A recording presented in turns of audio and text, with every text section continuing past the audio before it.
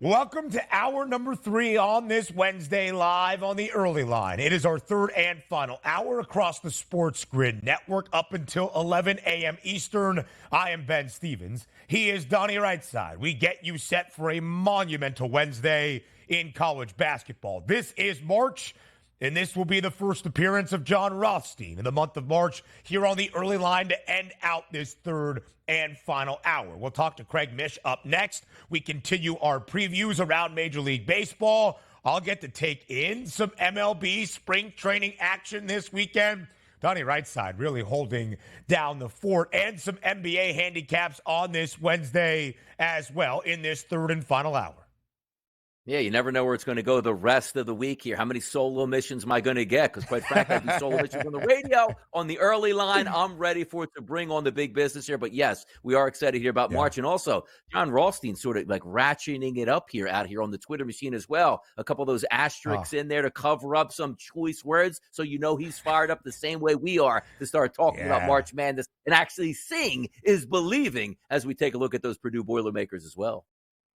No FCC violations here, that is for sure. This is Blapin' March, and this is hour number 3 of the early line. So, as we set the stage for March, yesterday was a huge showdown in Illinois between the 12th-ranked Fighting Illini of Illinois and the 3rd-ranked Purdue Boilermakers. Purdue picked up a huge road victory, clinching its second consecutive Big Ten title outright. Let's welcome in our SportsGrid radio audience here to hour number 3, our third and final, live on the early line, Sirius XM, channel 159. All of our radio terrestrial affiliates now in the fold as well. He is Donnie. I am Ben. So after Purdue clinches its second consecutive Big Ten regular season title outright, Purdue is ranked 3rd in the country, is tied for the second best price to win a national championship, and is a minus 50,000 favorite to be a number 1 seed in the NCAA tournament, which is what they were a season ago. So we asked the public, Donnie, is this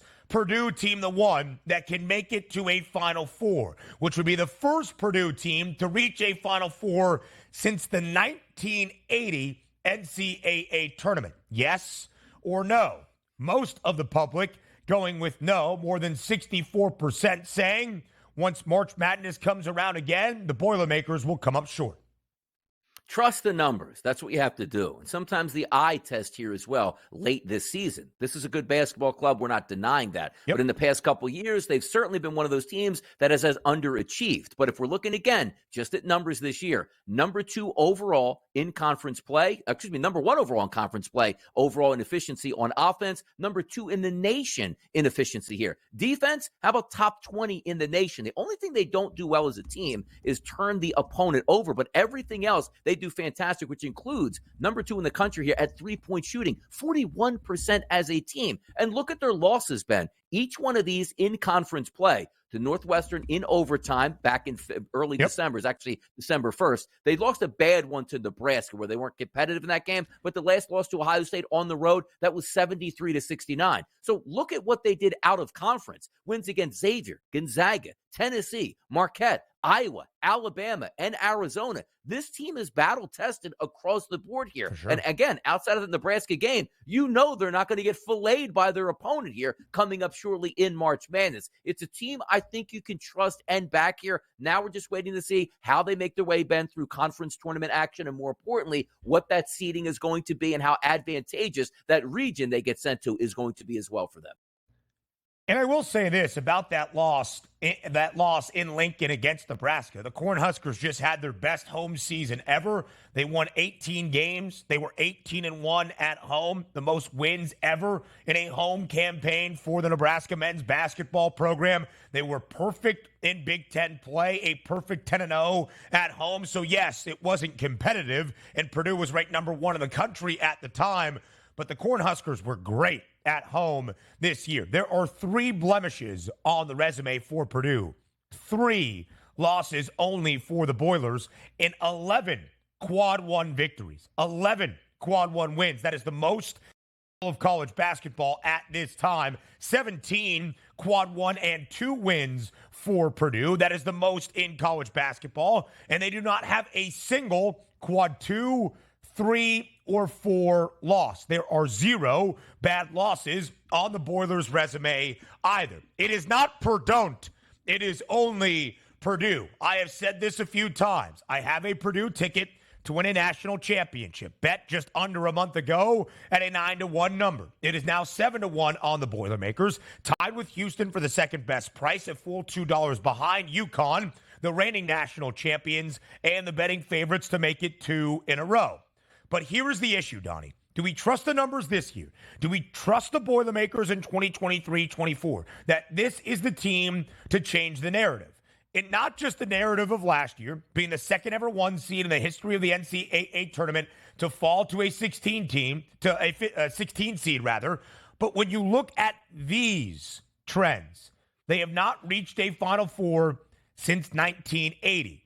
In fact, Purdue has only been to 3 Elite Eights in this 40-plus year span as well. It is the blemish on a proud and historic men's basketball program in West Lafayette. A ton of Big Ten titles, a ton of regular season success, but ultimately when it comes to March and how your season is defined in the big dance, Purdue has come up short time and again. They have, and rightfully so. Some people would just look back at the history and say, oh, they just can't get it over. But honestly, what does this Purdue team have to do with the 1981 through 2020 teams here? Absolutely Correct. Nothing. We can only go on what they've solved for the past 3 to 4 years. Have they been upset? Have they been embarrassed? Absolutely. But this also could have been one of those hangovers where Zach Edey's like, man, I'm just not even going to come back. It's not even worth it. Other guys transfer out. Purdue's not a basketball school. We just told you how many great teams they beat out of conference here. The tough losses that they had in conference. Playing and winning games like Illinois yesterday. And who's to say over the final game they win that one in Big Ten play and then also breeze through the Big Ten tournament. Now, for myself, I am backing Purdue. I think they can go a long way. But you know what I wouldn't mind, Ben?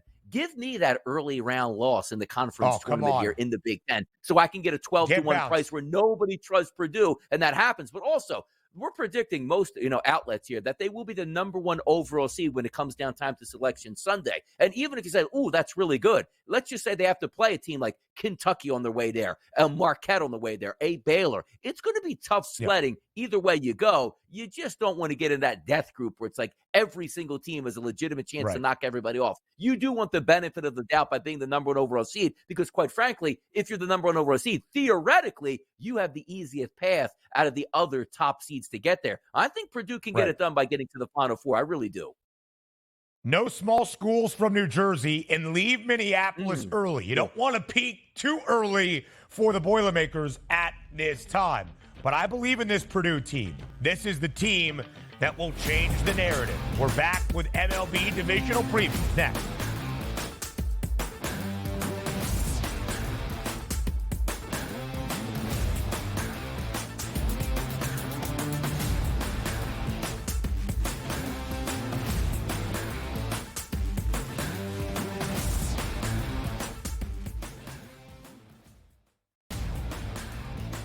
The Lakers lose by double digits last night on the road in Phoenix against the Suns. The Suns get their first victory following the All-Star break, winning by 10 and covering. Anthony Davis played 42 minutes in that game. LeBron James played 37 minutes in a loss. This is the same thing. It's like repeating this over and over and over.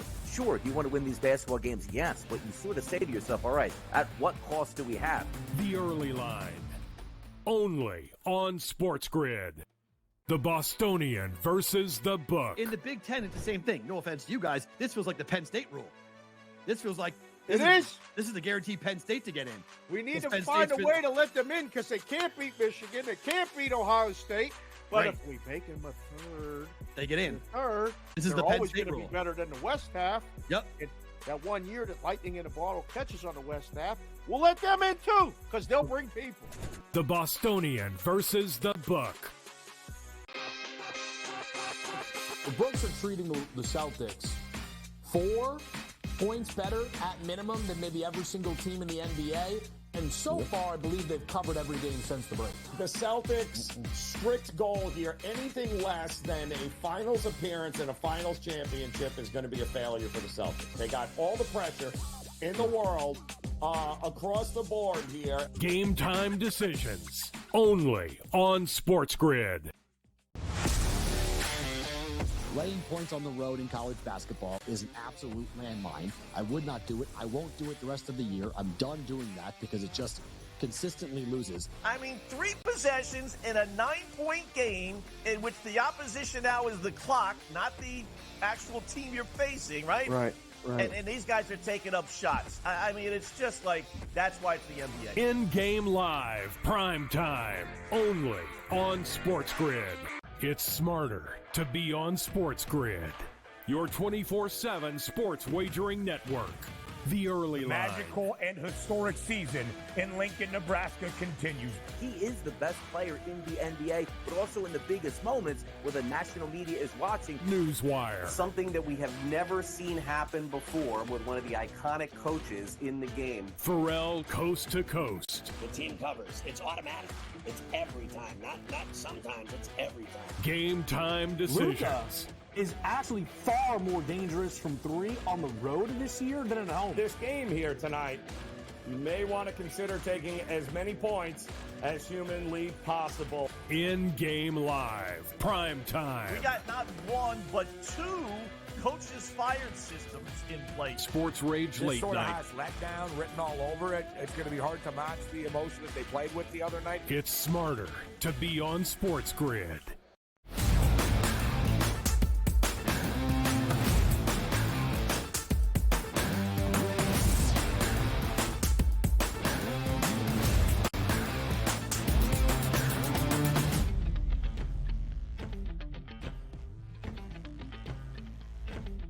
The Daily Basis, live right here on this Wednesday on the early line on SportsGrid. I am Ben Stevens. He is Donnie right side and our MLB insider. Craig Mish joins us live right here on this Wednesday, the host of Newswire as well. That starts in a little bit less than 50 minutes, 11 a.m. Eastern time, right here on the grid. Craig, are you ready? I'll be down in your neck of the woods in just a couple of days. In fact, I leave tomorrow for Florida, taking in some spring training action between the Mets and the Cardinals on Saturday over there at Roger Dean Chevrolet Stadium. We're going to talk about the National League Central with the Cardinals a favorite in just a moment. I'm already gearing up for baseball. I know you are as well. Yeah, no, you're going to have a great time. You know, a couple of things here. First thing is that the weather today isn't great in Florida. We could actually have 2 days of rained out spring training for the first time in a while. Like, I don't remember. I mean, you know, we usually want a spring, but for some reason, the weather's like really odd here in Florida. So good that you're not here today, but the weekend does look great. Good. So I consulted, Ben, with my son on the subject here, because I do believe Saturday we had an opening there to go, but my son is 11 and he prefers the Marlins. So I will be around in that area, but I don't believe it will be at that game. So unfortunately, I will wave at you from a 6-mile distance, because I think I'm going to end up being at the Nationals Marlins game that night, as it turns out, and we have a fundraiser for his baseball team on Sunday. But I do hope you have a great time. Listen, I will feel your wave. I will feel your presence, Craig, and knowing that I am in your area, that means the world to me. Thank you for allowing the bad weather in right now and the good weather on the horizon this week or this weekend in the Palm Beach area. And I'm glad alcohol sales have returned for Saturday at Roger Dean Stadium. And that for was you. the latest tip that that's huge for us on Saturday, where the Mets will take on the Cardinals. St. Louis right now, Craig, as we continue our MLB divisional previews, the favorites to win the National League Central, but not by all that much. In fact, you look at those 4 top teams, the Cards, the Cubs, the Reds, and the Brewers, all a 6-1 price or less. Is the National League Central, and who ends up winning the division, very up in the air in 2024? Yeah, this is a very tough one to handicap, Ben. And so I tend to stay away from a lot of the season win totals with these teams and the divisional as well. And you mentioned you're going to see the Cardinals this weekend.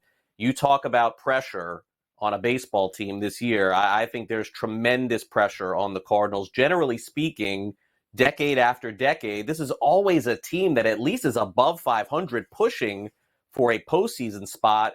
They did not last year. They feel like they made the right moves in the offseason, adding the pitchers that they did. But, Ben, there's still, I think, some questions surrounding as to whether or not that will be effective. It's interesting to see, too, because you do have them as the favorites here if they do win that division, 16-1 price here for the NL. But I just get a feeling we're not getting pushed all throughout this division here, Craig. You take a look at the Cardinals, Cubs, Reds, Brewers, and Pirates as a whole. Is it one of those equations where St. Louis goes, well, we really don't have to spend a ton of money because look what the Cubs, Reds, Brewers, and Pirates did this all season? Is there pressure, or is St. Louis just sitting at the top saying, we're probably the most talented roster, we don't have to spend money, and it is baseball heaven, as they call it in St. Louis. They'll be happy whether or not, and they'll show up whether or not we even spend more money here, Craig. Yeah, look, Donnie, I think the point that you make is fair. I don't think that is accurate. I think that there's a lot of pressure internally to win on the general manager, on the ownership, on the manager as well. You don't come close to losing 90 or 100 games and you're the Cardinals and all of a sudden, not put your best foot forward. The pitchers they signed, Donnie, in the offseason, I mean, I don't know. You tell me, those 2 or 3 starters that they signed, including Sonny Gray, who's not going to be ready for opening day. Yeah, I think, look, their corners are set. Goldschmidt and, and Arenado and Lars Nootbaar and Tommy Edman. Like, they have good players there offensively, and Contreras was much better than as the season went on last year. I know there was a lot of scuttle about that. And Miles Michaelis, he's going to throw a lot of innings too. But in this day and age in baseball, guys, when you get to the summer, you got to have swing and miss stuff. I mean, the ball flies out of every ballpark in America in the summer, and the Cardinals didn't acquire anyone that's going to put up 200 strikeouts this season. So I think their offense is good enough. I still am a little concerned with them. I think their win total is sort of fair because I could see it being right around that number. But if we're looking at value in the division, for me at least, it's the Brewers. I mean, the Brewers every year seem to be competitive, and the manager is gone, and a couple of other pieces are gone. But I mean, it's kind of the same team there again, minus Burns. Freddie Peralta is going to be at the top of that rotation there again. Burns is hurt. I get it. Look, they're going to have some issues, but what is the one thing that the Brewers do, guys, every year? 2 or 3 pitchers come out of nowhere and end up doing a really good job for them. So that's the only team in the division that I would say you could take a dart, throw it, and maybe the Brewers land on 83, 84 wins, maybe go over and maybe potentially win the division. But again, very tough division to handicap, I think, this year. Milwaukee has made the postseason 5 of the last 6 years, so to see 77.5 for a win total is interesting. The Redbirds entered last year an odds-on minus money favorite to win the Central. They finished in last with a 71-91 record. You mentioned a new manager in Milwaukee. That's because Craig Counsell is now the manager in Chicago for the Cubs. There seems to be a different feeling around this Cubbies team entering 2024. Craig, just how much optimism should there be for the Northsiders this season? Yeah, look, I think that getting Bellinger back was obviously important. I really don't know what this pitcher Imanaga is going to do. I know that was one of the big offseason acquisitions they had. I think this is a case, as Donnie mentioned, with the Cubs in particular, is where they looked at their team and said, hey, look, we got to the middle of September. It looked like we were going to win close to 90 games. What the bleep happened? How did we completely fall apart and not even make the postseason?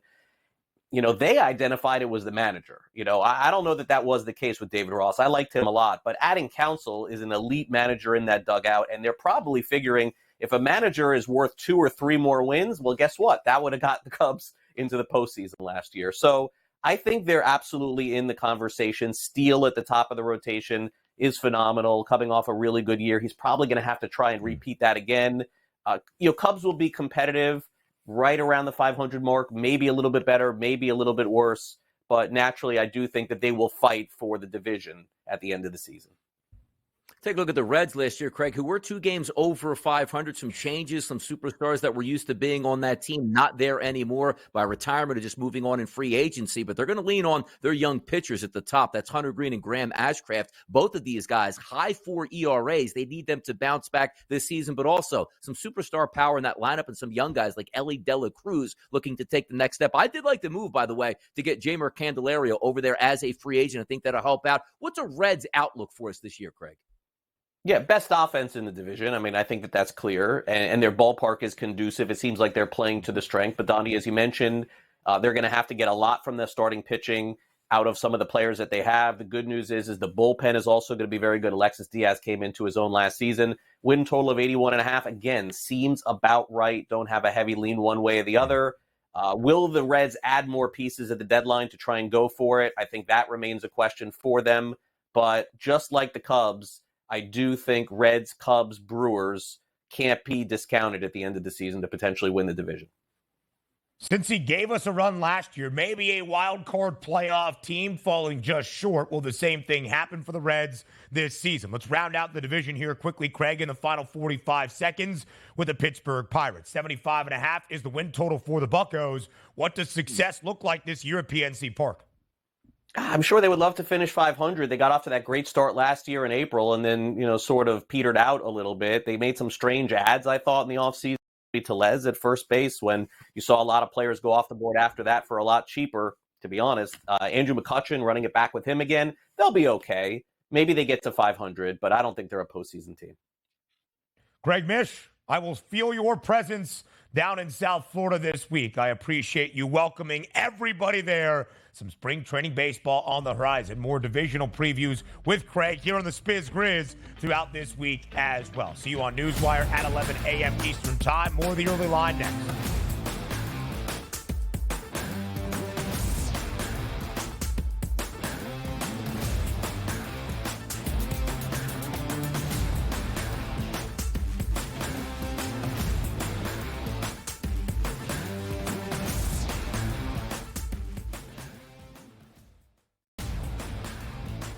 The Lakers lose by double digits last night on the road in Phoenix against the Suns. The Suns get their first victory following the All-Star break, winning by 10 in covering. Anthony Davis played 42 minutes in that game. LeBron James played 37 minutes in a loss. This is the same thing. It's like repeating this over and over and over. Sure, do you want to win these basketball games? Yes, but you sort of say to yourself, all right, at what cost do we have? The Early Line, only on SportsGrid. The Bostonian versus the Book. In the Big Ten, it's the same thing. No offense to you guys. This feels like the Penn State rule. This feels like This is the guaranteed Penn State to get in. We need to find a way to let them in because they can't beat Michigan. They can't beat Ohio State. But if we make them a third, they get in. Third, this is the Penn State rule. Be better than the West half. Yep. That 1 year that Lightning in a Bottle catches on the West half, we'll let them in too because they'll bring people. The Bostonian versus the Book. The Books are treating the Celtics 4 points better at minimum than maybe every single team in the NBA. And so far, I believe they've covered every game since the break. The Celtics' strict goal here, anything less than a finals appearance and a finals championship is going to be a failure for the Celtics. They got all the pressure in the world across the board here. Game time decisions, only on SportsGrid. Laying points on the road in college basketball is an absolute landmine. I would not do it. I won't do it the rest of the year. I'm done doing that because it just consistently loses. I mean, 3 possessions in a 9-point game in which the opposition now is the clock, not the actual team you're facing, right? Right. And these guys are taking up shots. I mean, it's just like, that's why it's the NBA. In-game live, prime time, only on SportsGrid. It's smarter to be on SportsGrid, your 24/7 sports wagering network. The Early Line. Magical and historic season in Lincoln, Nebraska continues. He is the best player in the NBA, but also in the biggest moments where the national media is watching. Newswire. Something that we have never seen happen before with one of the iconic coaches in the game. Pharrell, coast to coast. The team covers. It's automatic. It's every time. Not sometimes. It's every time. Game time decisions. Luka is actually far more dangerous from 3 on the road this year than at home. This game here tonight, you may want to consider taking as many points as humanly possible. In-game live, prime time. We got not 1, but 2 coaches fired systems in place. Sports Rage This Late sort Night. of has letdown written all over it. It's going to be hard to match the emotion that they played with the other night. It's smarter to be on SportsGrid.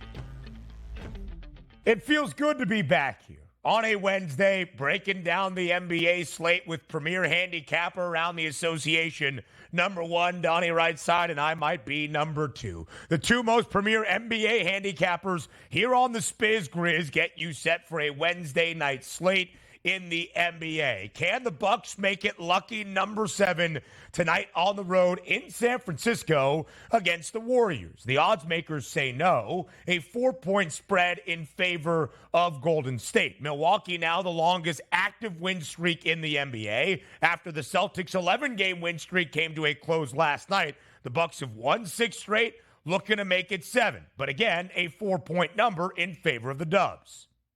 Yeah, by the way, the Dubs got cracked the other day by 50-plus points for the Boston Celtics, so certainly licking their wounds as they come home. But if we are looking at maybe the hottest team in the NBA being the Milwaukee Bucks, you say to yourself, FanDuel Sportsbook opened this as a minus 2-point favorite here for the Golden State Warriors, Ben. Now we see this number -4. Oh, yeah, they corrected. It's the Bucks as a minus 4-point favorite. No, it's the Golden State Warriors, and for good reason. Why? Giannis Antetokounmpo struggling a little bit with an Achilles. We don't want to say injury, but I guess Achilles. Yeah. We saw him shooting the other night in pregame warmups. Didn't go so well.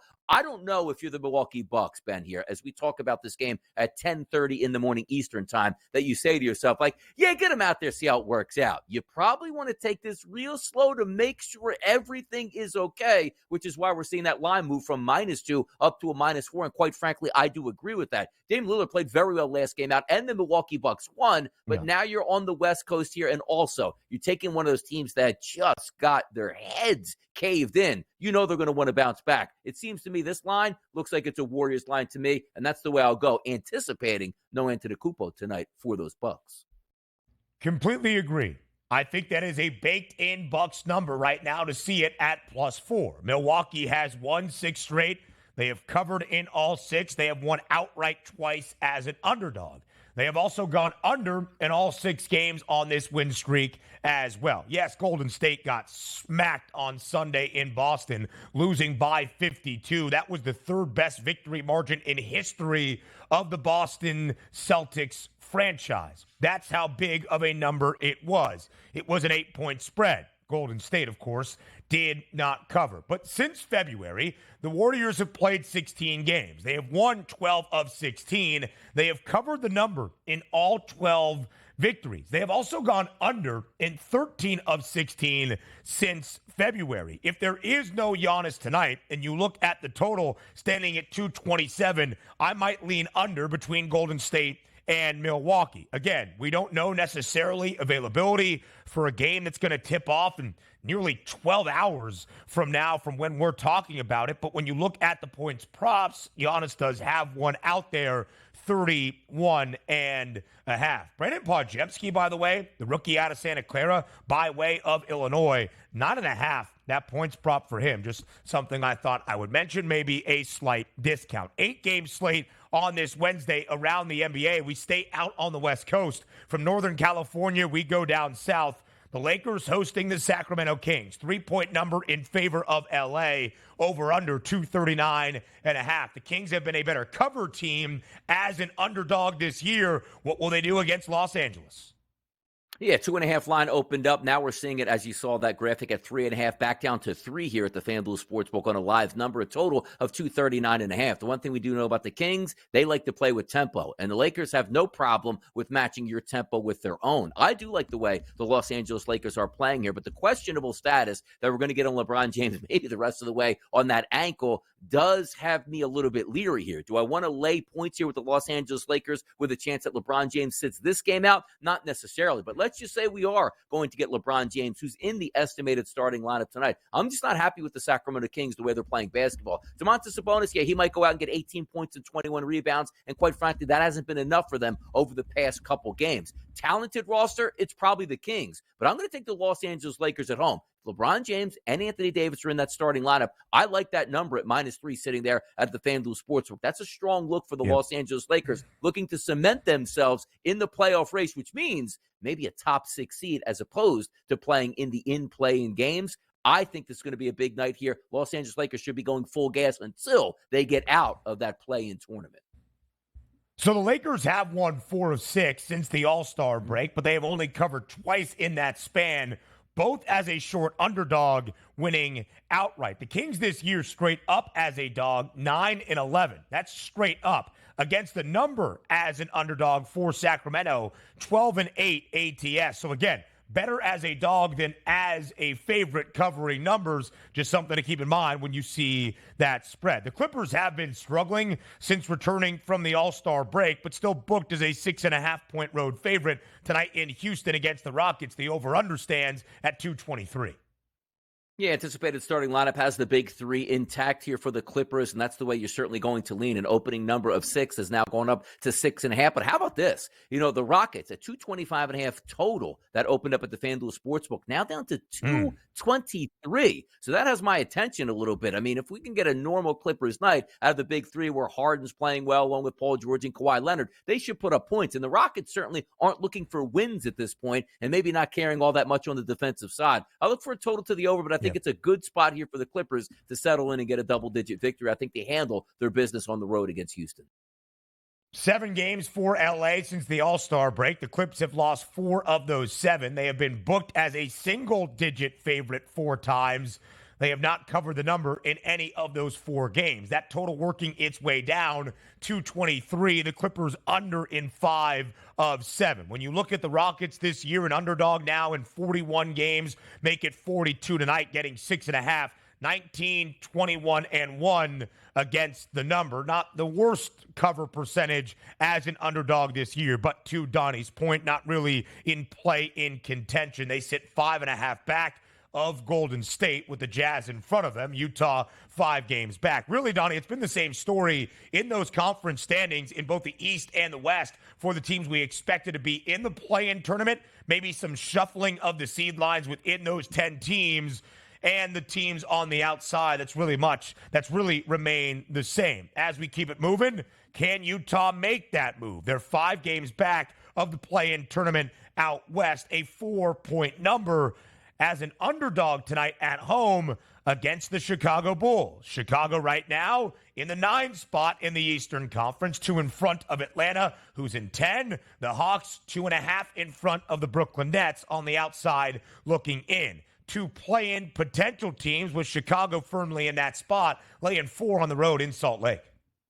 Yeah, this is nice for the Chicago Bulls being a favorite in this game. And let's also take a look at the FanDuel Sportsbook opening this game, Ben, as a 3.5-point favorite, not to the Bulls, but to the Utah Jazz. Now we've seen that completely swing over as the live number is sitting now at a -4 and a total of 223.5. The interesting part about this is not that the Utah Jazz are trying to make a playoff push, but they're so injured. I don't know if that push is going to come now. Lauri Markkanen is going to miss this game. Numerous other players also questionable and may be missing this game as well. That's why you have that big line swing. And also the Chicago Bulls have found something there with their starting lineup here, playing quality basketball down the stretch. And you're taking a look at teams like the New York Knicks, like the Philadelphia 76ers, maybe even, Cleveland at this point, where you're saying maybe they can slip back into that in-play in series, but also where they can take a step here and move into that top 6 here for the Bulls, a team that we probably had dead and buried just a few short weeks ago, now have some life. I like the Chicago Bulls tonight in elevation. I think they take care of their business. It's a healthy team playing well versus a non-healthy team that, quite frankly, coming out of the All-Star break, we weren't giving much kudos to healthy or not healthy that Utah could even get into the in-playing game series. Come on. And listen, there is a reason that line has worked heavily in favor of Chicago, a 4-point number. It's not even a 1.5. It's a 4-point spread in favor of the Bulls. 6 games for Chicago since the All-Star break. They have split them. Loss, win, loss, win, loss, win is what they're coming off of. They have won all 3 games outright as an underdog. Utah as a home dog tonight, 11-6 against the spread so far this season. Another game to pay attention to, the Washington Wizards. They have lost 15 consecutive games. They're getting 7.5 points tonight at home against Orlando. Could the streak come to a close tonight? The odds makers don't believe so.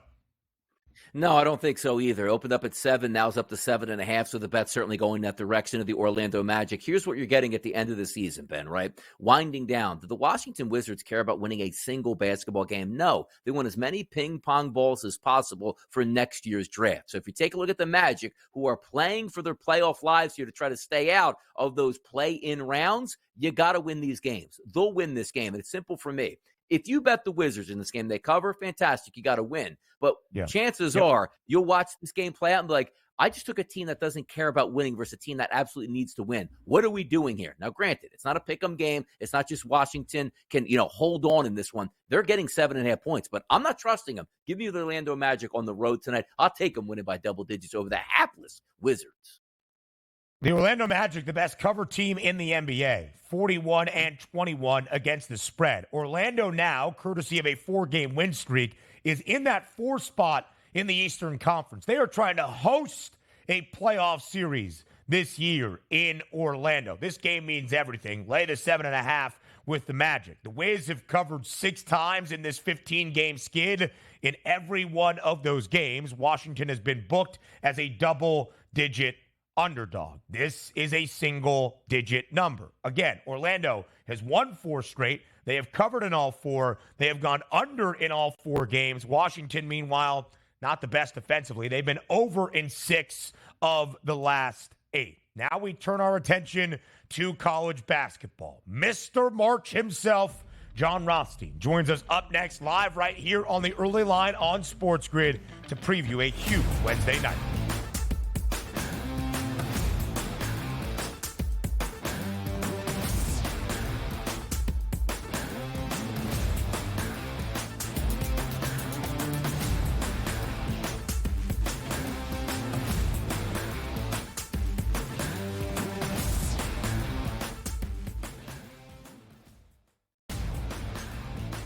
The Lakers lose by double digits last night on the road in Phoenix against the Suns. The Suns get their first victory following the All-Star break, winning by 10 in covering. Anthony Davis played 42 minutes in that game. LeBron James played 37 minutes in a loss. This is the same thing. It's like repeating this over and over and over. Sure, do you want to win these basketball games? Yes, but you sort of say to yourself, all right, at what cost do we have? The early line, only on SportsGrid. The Bostonian versus the Book. In the Big Ten, it's the same thing. No offense to you guys. This feels like the Penn State rule. This feels like this is the guaranteed Penn State to get in. We need to find a way to let them in because they can't beat Michigan. They can't beat Ohio State. But if we make them a third, they get in. Third, this is the Penn always State going to be better than the West half. Yep. That 1 year that Lightning in a Bottle catches on the West half, we'll let them in too because they'll bring people. The Bostonian versus the Book. The books are treating the Celtics 4 points better at minimum than maybe every single team in the NBA. And so far, I believe they've covered every game since the break. The Celtics' strict goal here, anything less than a finals appearance and a finals championship is going to be a failure for the Celtics. They got all the pressure in the world across the board here. Game time decisions, only on SportsGrid. Laying points on the road in college basketball is an absolute landmine. I would not do it. I won't do it the rest of the year. I'm done doing that because it just consistently loses. I mean, 3 possessions in a 9-point game in which the opposition now is the clock, not the actual team you're facing, right? Right. And these guys are taking up shots. I mean, it's just like, that's why it's the NBA. In-game live, prime time, only on SportsGrid. It's smarter to be on SportsGrid, your 24/7 sports wagering network. The early line. Magical and historic season in Lincoln, Nebraska continues. He is the best player in the NBA, but also in the biggest moments where the national media is watching. Newswire. Something that we have never seen happen before with one of the iconic coaches in the game. Pharrell, coast to coast. The team covers. It's automatic.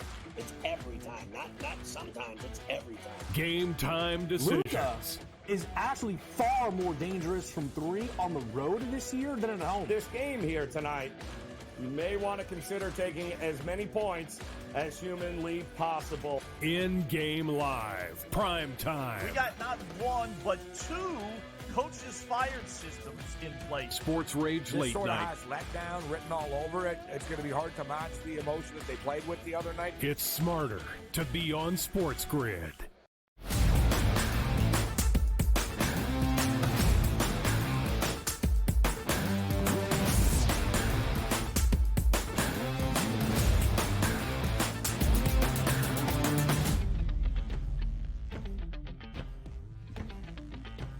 For the first time in the month of March, this is March, live right here on the early line with John Rothstein. Mr. March joins us here, of course, working with CBS Sports, joining us here on the SportsGrid Network on behalf of FanDuel. John, we appreciate the time in this busy, busy month for you. We are excited to have you here on this Wednesday. What a slate we have tonight. A few games to look back on from yesterday. Mid-majors in action during conference tournament week. There is so much to get to. We appreciate your time.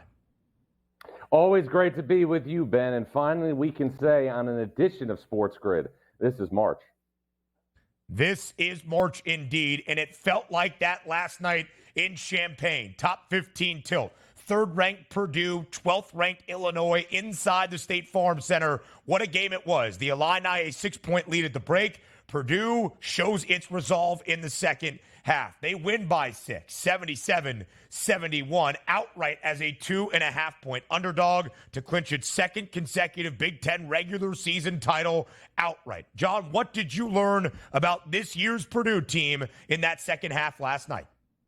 Well, I think, we can now say without hesitation that Braden Smith is one of the top 5 players in the Big Ten and will be an all Big Ten first-team caliber player. He was sensational down the stretch of this game, and the one thing I think that you're starting to see more and more is the evolution of Purdue's backcourt. A year ago, when Purdue lost to Fairleigh Dickinson, that was obviously the big concern when you looked at the Boilers, is that their backcourt was not ready to complement Zach Edey up front. There has been a major, major jump, not just for Braden Smith, but for Fletcher Lawyer as well, who was sensational in this game in double figures. And to me, this is the difference maker. If Fletcher Lawyer becomes a consistent double-figure scoring threat, Purdue's going to be really, really tough to beat.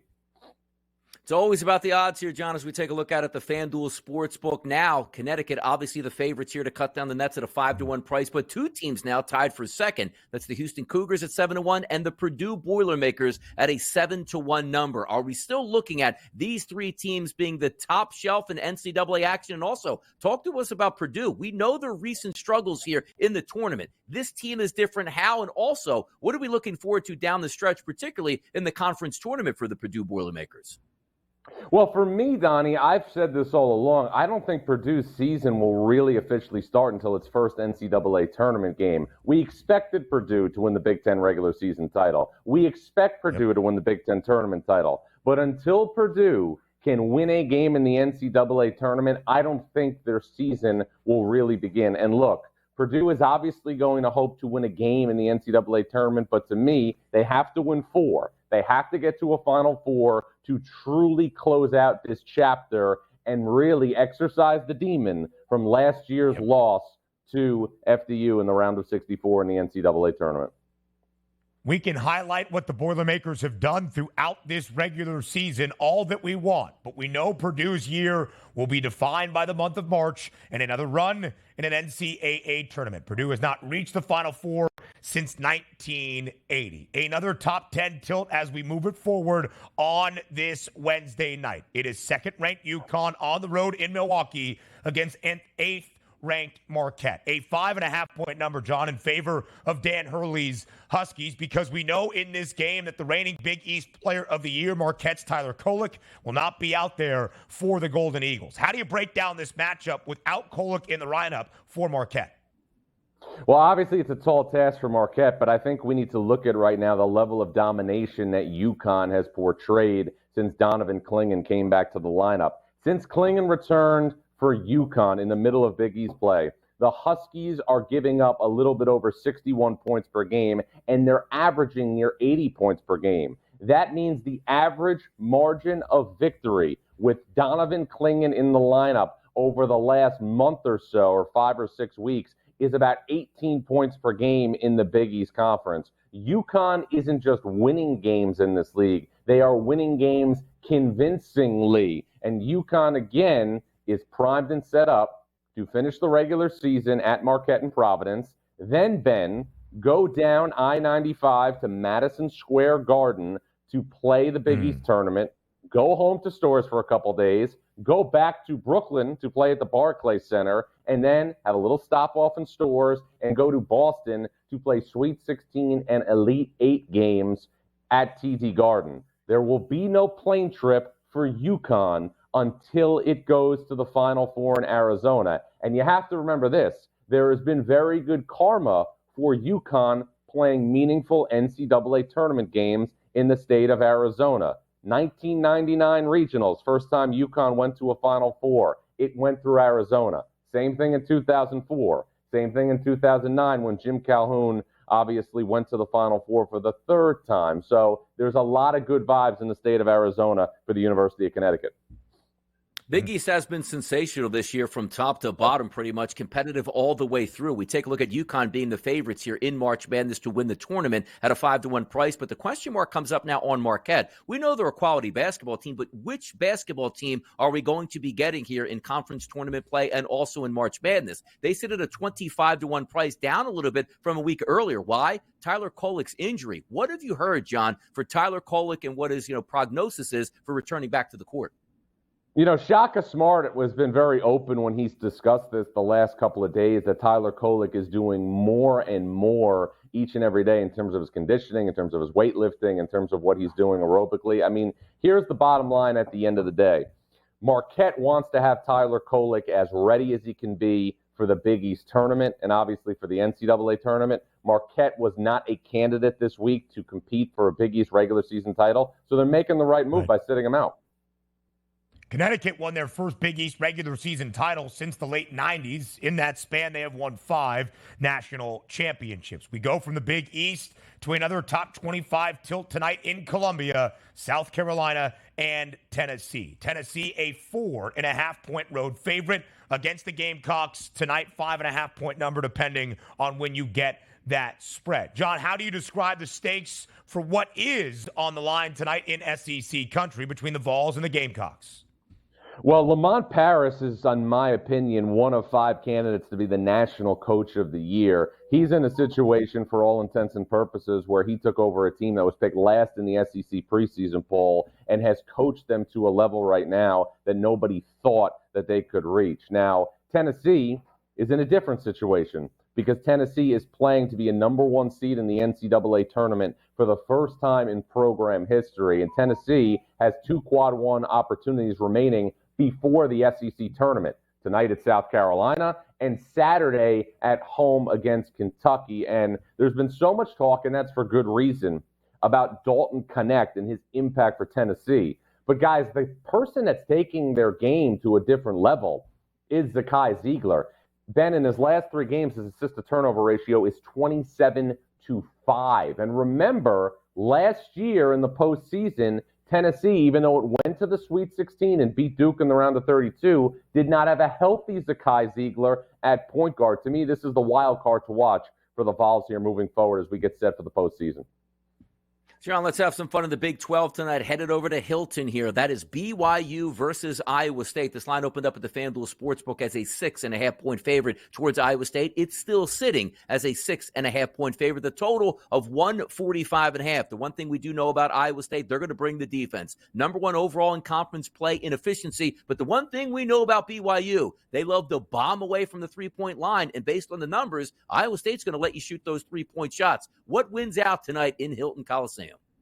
Hilton Coliseum has been a house of horrors for everybody that's been associated with the Big 12, unless you're TJ Otzelberger and Iowa State. And TJ Otzelberger has Iowa State in position to be a top 8 seed in the NCAA tournament. I think one thing that's not getting enough attention when it comes to Iowa State is this. The perimeter is really, really good. Keyshawn Gilbert's having a big year. Taman Lipsey's having a big year. And I think it's ironic, guys, so much of the preseason hype around Iowa State was around its recruiting class. And obviously Milan Momcilovic has had a big, big role for Iowa State. Omaha Blue has not. And people thought Omaha Blue was going to be the freshman who made the biggest impact for Iowa State this year. It's ironic how things work out because players like Robert Jones, like Trey King, like Hassan Ward, guys who haven't really arrived in college with as much pedigree or sizzle as Omaha Blue, but are older, more seasoned, more experienced, more grizzled, are having a significantly bigger impact. 6.5-point spread in favor of TJ Otzelberger and the Cyclones. We're at home in Hilton this year, 14-3 against the spread. John, we have already seen chaos at the mid-major level as conference tournaments start around the country. Two of the top three seeds in the A-Sun have already been bounced. We've seen buzzer beater galores. We add a few more mid-major conference tournaments on this Wednesday. The Ohio Valley Conference, the Big South Conference tournament, and the NEC tournament underway on this Wednesday. Of those three I just listed, which one stands out to you the most? You know, it's interesting. I just have something that I think is really, unique about the conference tournaments starting this week. And I think this is just all of them really, Ben, really intrigue me, and all of them stand out. And this is the reason. And I think it's something we need to look at from 30,000 feet when you look right now at the totality of these mid-major conference tournaments. Because of the changes we have to the postseason NIT, automatic qualifiers are no longer given to the postseason NIT, to the regular season champions in these one-bid leagues. That means the pressure intensifies for the favorite. The same type of pressure that took out Eastern Kentucky last night in the Atlantic Sun. And also, I think if you look at it from 30,000 feet, the postseason NIT no longer plays its Final Four at Madison Square Garden. So with all due respect to the other venues that is going to host the postseason NIT, it is not nearly the same event. And if you win the regular season in your respective conference, you don't have the security blanket you had of being the postseason NIT. For these mid-majors right now, especially for the favorites, there is no in-between. It is March Madness or bust. By the way, John, taking a look at all these conferences getting underway this week, the big boys next week, we know you're around there on Twitter and social media. Is now the time to expand from 68 teams and make the tournament larger? It's all the excitement out here. We want more basketball, don't we? This guy. Donnie, you've made a really good impression in our time working together, so I don't want to hold this against you. You do a lot of positive things in your life. You're very proud of the fact that you fast, for 24 hours and only eat once a day. But somehow insinuating that expanding the NCAA tournament is a good idea really makes me question the advice you gave me before we got on the air about that fasting for 24 hours.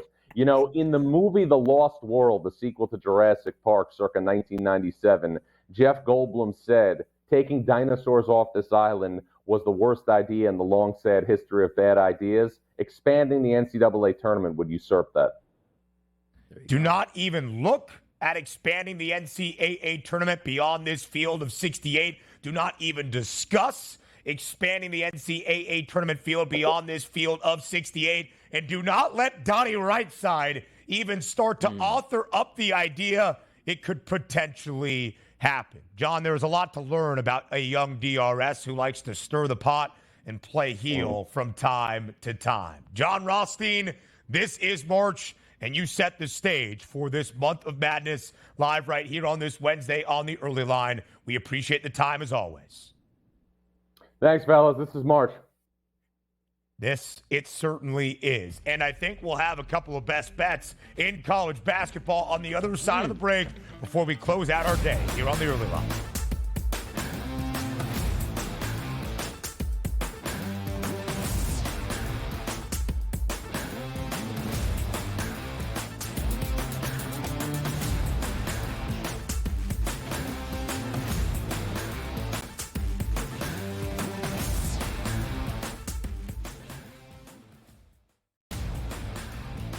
The Lakers lose by double digits last night on the road in Phoenix against the Suns. The Suns get their first victory following the All-Star break, winning by 10 and covering. Anthony Davis played 42 minutes in that game. LeBron James played 37 minutes in a loss. This is the same thing. It's like we're repeating this over and over and over. Sure, you want to win these basketball games, yes, but you sort of say to yourself, all right, at what cost do we have? The early line, only on SportsGrid. The Bostonian versus the Book. In the Big Ten, it's the same thing. No offense to you guys. This feels like the Penn State rule. This feels like this is the guaranteed Penn State to get in. We need to find a way to let them in because they can't beat Michigan. They can't beat Ohio State. But if we make them a third, they get in. Third, this is the Penn always State going to be better than the West half. Yep. That 1 year that lightning in a bottle catches on the West half, we'll let them in too because they'll bring people. The Bostonian versus the Book. The books are treating the Celtics 4 points better at minimum than maybe every single team in the NBA, And so far, I believe they've covered every game since the break. The Celtics' strict goal here, anything less than a finals appearance and a finals championship is going to be a failure for the Celtics. They got all the pressure in the world across the board here. Game time decisions only on SportsGrid. Letting points on the road in college basketball is an absolute landmine. I would not do it. I won't do it the rest of the year. I'm done doing that because it just consistently loses. I mean, 3 possessions in a 9-point game in which the opposition now is the clock, not the actual team you're facing, right? Right. And these guys are taking up shots. I mean, it's just like, that's why it's the NBA. In-game live, prime time, only on SportsGrid. It's smarter to be on SportsGrid, your 24/7 sports wagering network. The early line. Magical and historic season in Lincoln, Nebraska continues. He is the best player in the NBA, but also in the biggest moments where the national media is watching. Newswire. Something that we have never seen happen before with one of the iconic coaches in the game. Pharrell, coast to coast. The team covers. It's automatic. It's every time. Not sometimes. It's every time. Game time decisions. Luka is actually far more dangerous from 3 on the road this year than at home. This game here tonight, you may want to consider taking as many points as humanly possible. In-game live, prime time. We got not 1, but 2 coaches fired systems in place. Sports Rage This Late sort Night. of has letdown written all over it. It's going to be hard to match the emotion that they played with the other night. It's smarter to be on SportsGrid.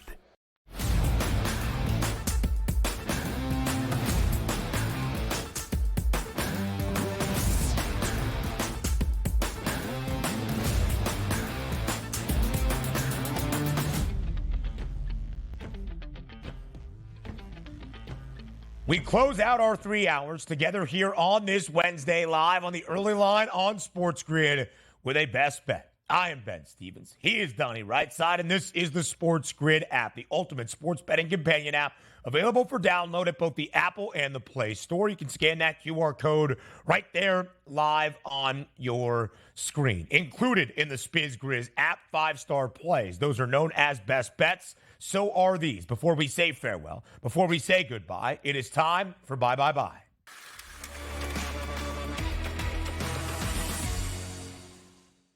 Donnie Rightside, what tickles the fancy on this Wednesday evening? That's why I'm a man of the people, and this is why I sacrifice for the people out there. Hopefully they can win some money. Yesterday, we took down a total, Kansas State, going over the 142.5. That one came in. We were happy. We're overjoyed, but we're looking to expand that today. And this is a game. This is the selfless part of Donnie Rightside here. I can't even bet this game, people, but I'm giving it to you for a victory. That's Villanova and Seton Hall. I reside in the state of New Jersey. Seton Hall is in New Jersey. If I bet on them, heck, I might even have influence over them, but I can't. But you know what you're going to do tonight? You're not going to bet Seton Hall. You're taking Villanova tonight, and you're going to take that 1.5 points. The one thing we know about Villanova, playing great basketball down the stretch, they love to shoot the three-point shot. Seton Hall will let you shoot the three-point shot. That matchup is key. In a game that's not going to have a lot of tempo, Villanova's going to make enough shots to win this game. We're taking the 1.5 points, even though I can't take it. Most of you out there can take it and should. Villanova gets the win tonight. It is a dead even pick'em right now on the money line. -110 for Villanova, -110 on the other side for Seton Hall. Nova is the slight underdog, getting 1.5 of the spread. You got to lay -120 in juice.